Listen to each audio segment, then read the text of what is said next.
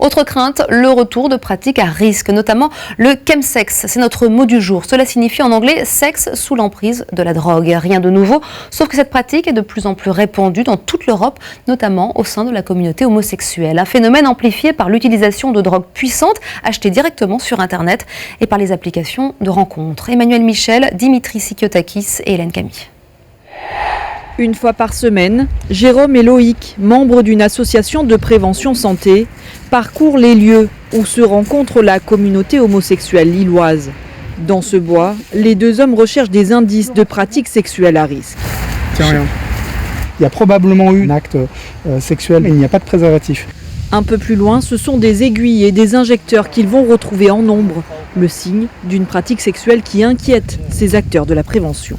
Le chemsex, ça fait parfois une combinaison qui est un peu compliquée. Les gens ne pensent plus à la prévention. Nous, ça nous pose effectivement de vrais problèmes, et sur la drogue, et sur les IST et le VIH. C'est la recherche de prétendues performances sexuelles décuplées, de plaisir, qui pousse certains homosexuels à user de ces drogues synthétiques.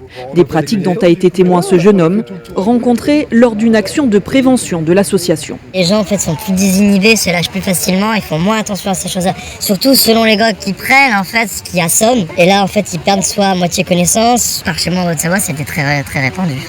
La pratique reste cependant marginale, mais elle est en progression et pose des problèmes de santé publique notamment. Il y a tous les risques liés aux usages de drogue, donc qui peuvent aller jusqu'à la surdose, qui peuvent être mortels. Il y a des risques d'infection, de contamination.